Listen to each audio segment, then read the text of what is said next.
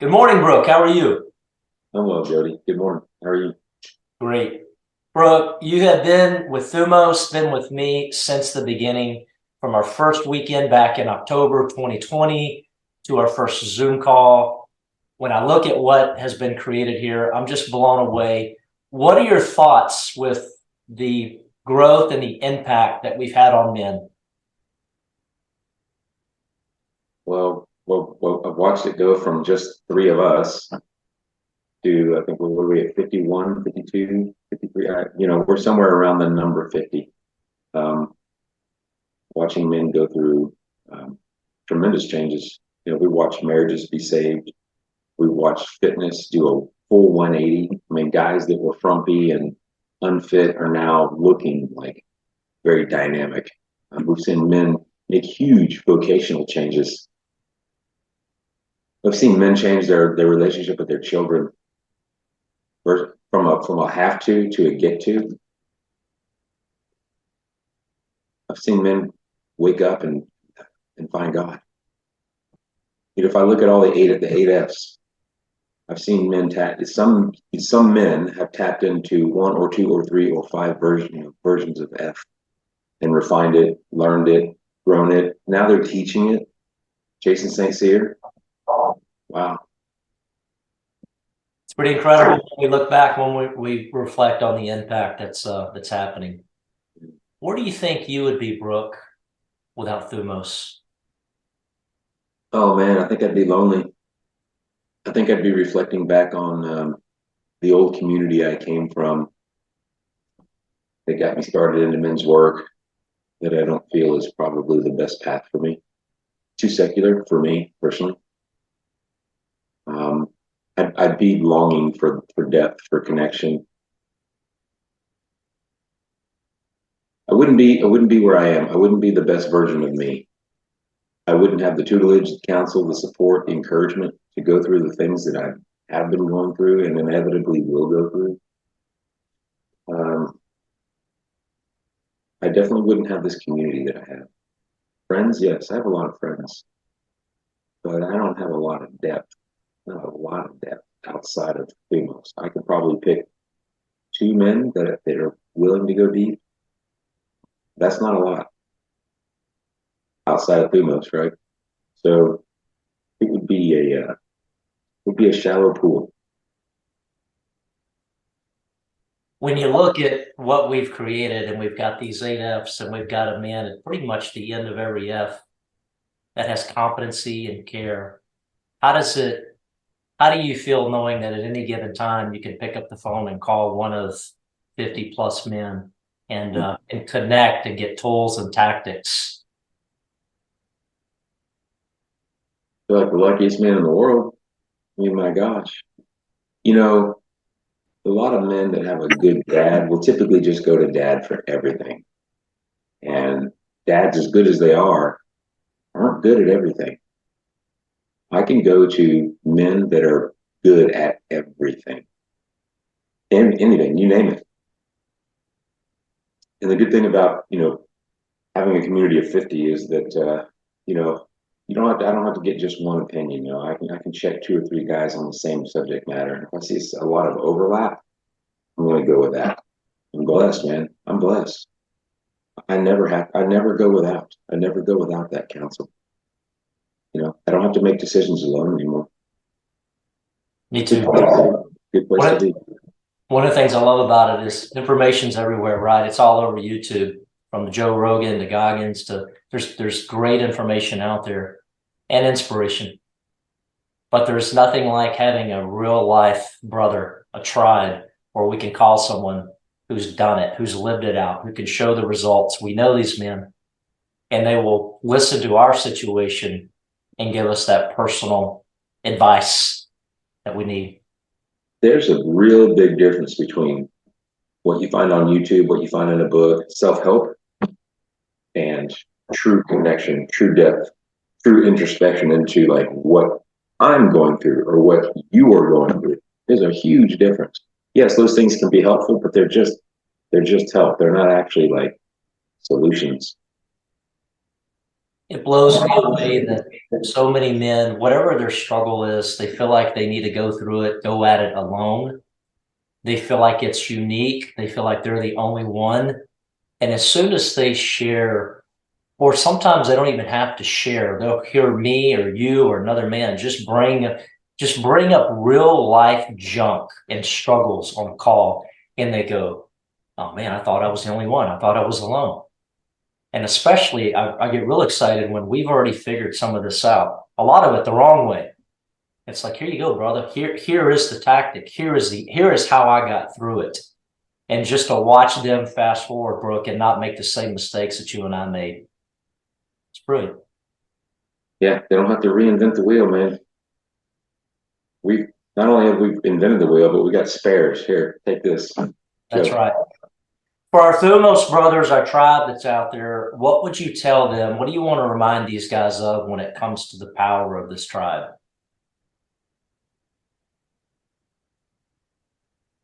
You are supported in truth. You are supported in truth. The depth, the reality, the love, the encouragement, the truth of who we are. We're not perfect. Damn, we're good. We're full of good men, strong men. Don't isolate. There's no truth in isolation. We're a tribal community. We're pack animals, right? We need each other.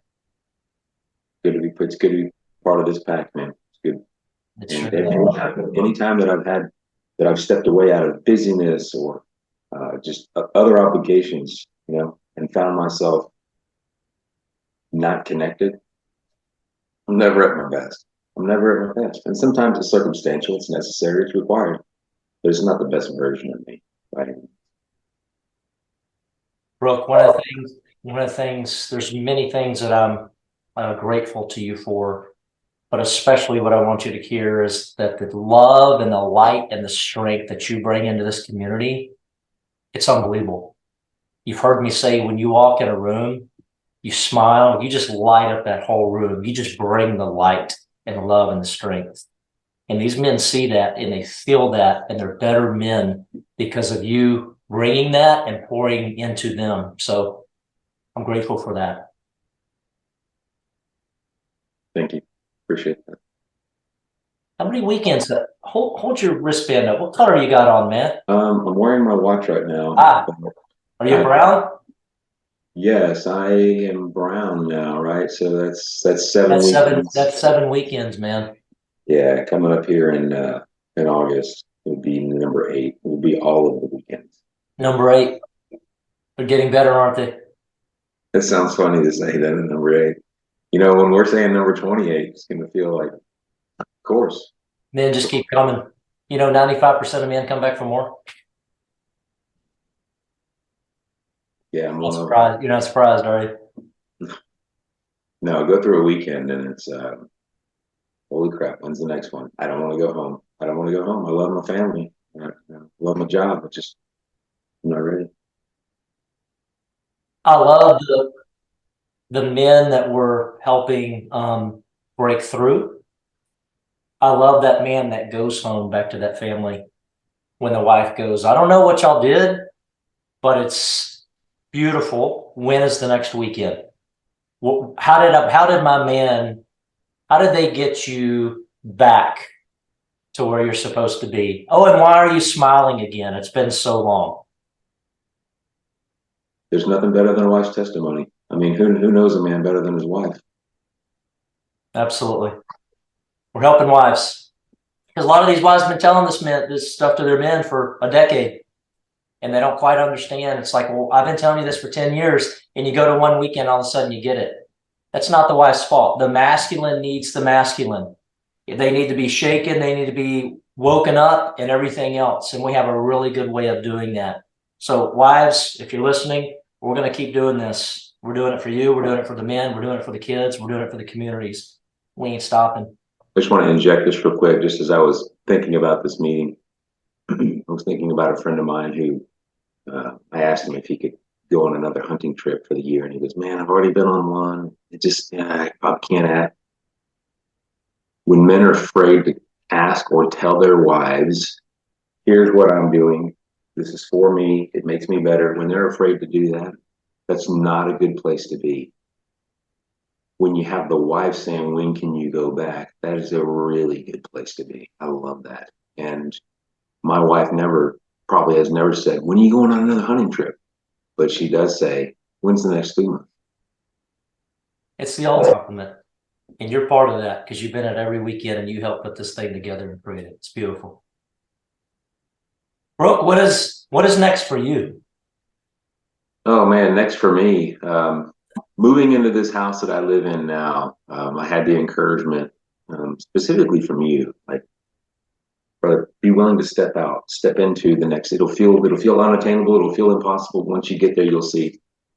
So I'm at that place again where I've more or less outgrown this house, not in terms of size per se. In some ways, yes, but I'm not in this culture in this neighborhood anymore. I'm beyond this. So for my job, what I need is tremendous amounts of workspace, shop space, fabrication space. I need a place where I can I can work larger on bigger scale. Right now, I can only do so much. I can only do so many projects at once.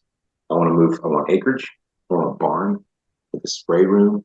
I want to have a fabrication area, an assembly area, spray area. I'm trying to grow. I want to be able to be more efficient with my time and my space, and I can't do it here. So next steps. I want to move out. I want to get some land a little further. I want to get out of Katy. I want to get into a smaller suburban town. I want to get into a very little country town per se. Um, that's the next steps for me, man. So it's a big one. I need to buy a property that has two houses on it, plus a barn and all that. So big culture change for me. I know that, but that's where I'm going, man. And there's always that little message that says, no, you can't do that. That's beyond you. That's not for you. And then the truth of the community of Thumos is why not? And what if?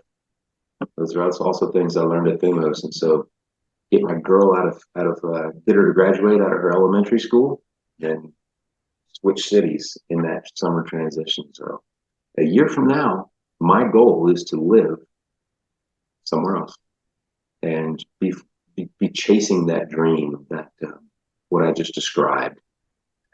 And that brings me a lot of peace.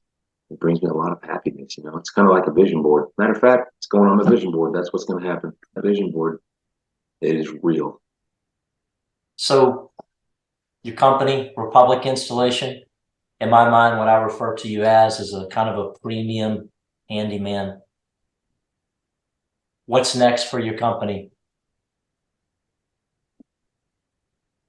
I'm at the point now where I'm able to pick the jobs I do and don't want to do. I had a gentleman the other day call and ask me if he's acting as a GC more or less with his new company. He's like, hey, can you do this? Can you do that? And I was like, man, that's not really where I'm going. He's like, well, man, what are you going to do then? It's like, I'm going to do the jobs I like to do, Daniel. I said, man, sometimes you just got to get dirty. I said, Daniel, you're young. I did that. I did that over the course of 21 years building my moving business. I'm not there anymore. I now get to choose what I want to do. So what's next for me is with Republic.